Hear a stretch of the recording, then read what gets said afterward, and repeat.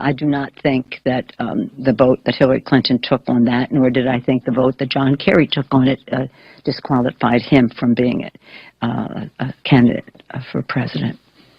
And, you know, again, Hillary Clinton has been a strong, she comes to this, yes, as a woman. That happens to be, it happens to be that she is a woman. She's so qualified, and she has had great national security experience as a member of the Armed Services Committee and as Secretary of State. And for these and so many other reasons, she will be one of the strongest, best prepared people to enter the Oval Office.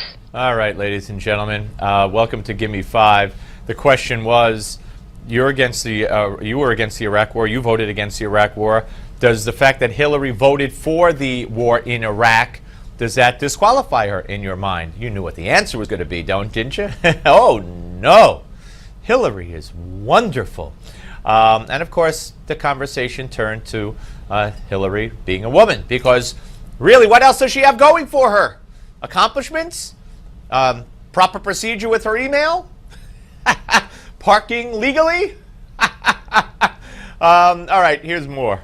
A war vote is a vote that everybody makes on the basis of what they know, what they believe, who they trust. And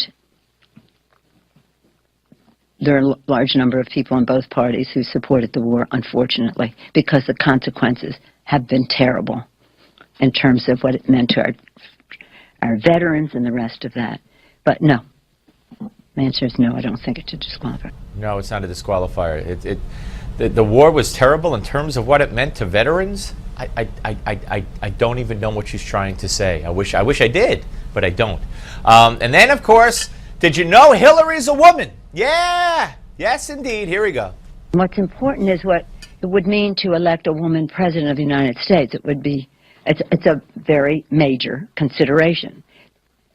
A very qualified woman to be president of the United States. Not just that she's a woman, but a very qualified. Oh, I'm glad you qualified that she's qualified and not just a woman.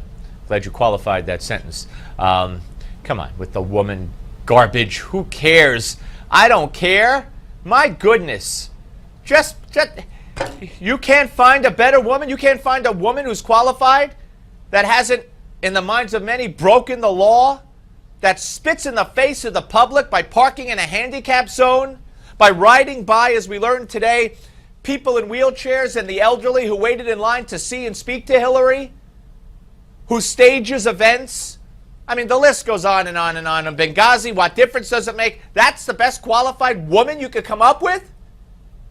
That is so very pathetic. So very sad. A woman who takes money in her foundation from countries that treat women like garbage and kill gays? That's the woman you want? How sad, Nancy Pelosi. How very sad. How pathetic. Here's more. When I became even whip, certainly leader and for sure speaker, the response that I got from out all over the country was so overwhelming from people saying how encouraged they were that we had broken, not the glass ceiling, that's nothing. We're talking about marble ceiling. And that especially encouraging was some notes from dads, fathers of daughters, saying, I have so much confidence in my daughter now, I know she can do anything because you've reached that height. We have to elect Hillary president so dads could understand that their daughters could do anything. We have to elect Hillary so that little girls will have confidence. Because, you know, they never called on in school, even though they raised their hand. That phony baloney rock and roll story. Here's more. So imagine if that was the response then, what it means to have a woman president, not only to the American people and women in our country and families, but to the world, to see that other countries have had women. But again, I'm not here to make any endorsements. I don't do politics in the Capitol. But you asked what it would mean, and I think it would mean a lot. That wasn't an endorsement? Ha ha! Your Newsmax Now updates next.